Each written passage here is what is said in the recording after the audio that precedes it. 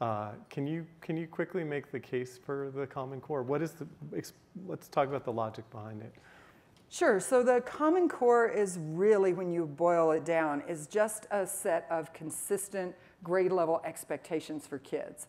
And there's a lot of myths about it, and it gets tangled up in the accountability and assessment conversation we were just having, or it gets tangled up in people believing it's an actual curriculum and it's going to hamstring teachers and others.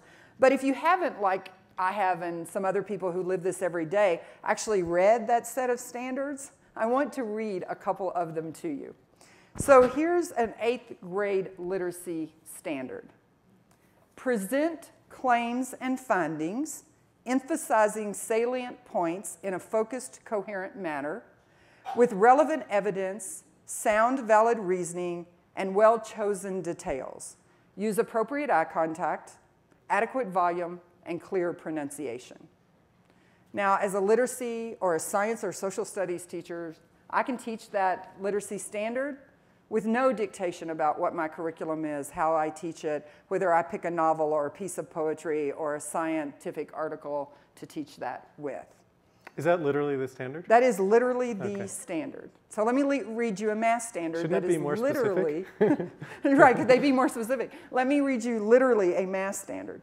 Recognize and explain the concepts of conditional probability and independence in everyday language and everyday situations.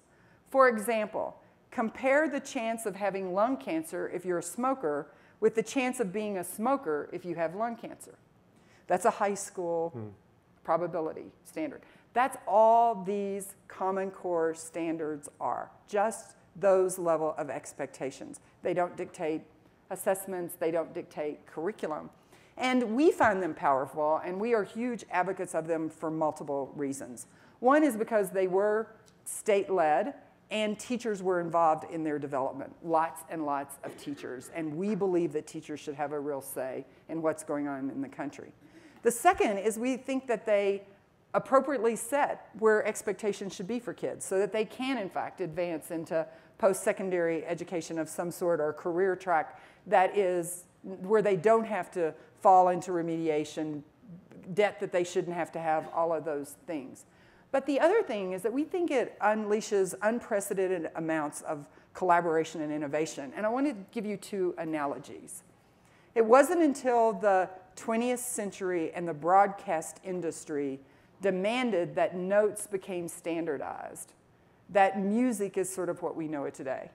And yet, if you can find jazz musicians improvising on a rooftop or a street corner, you can find people playing old standards that were developed years and years ago or improvising on those. No one would say that musicians, there was one right ahead of us in conversation, are less creative than they have been. In fact, they are more creative because there is a base standard sitting there and they get to build on the shoulders of each other.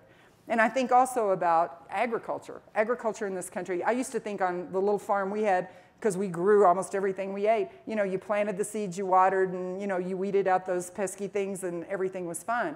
But the truth is, in this country, our farmers could barely eke out a living and couldn't feed their families until the land grants. Colleges in 1914 were given the task of picking up and figuring out what was shared practice. And what do we know about that, and how do we share it with each other? Now, we were not only able to feed our troops during the World War, but we now are one of the biggest agriculture producing, countries in the world. And it is all because we were able to have some consistency of practice and understanding and build on the shoulders of each other.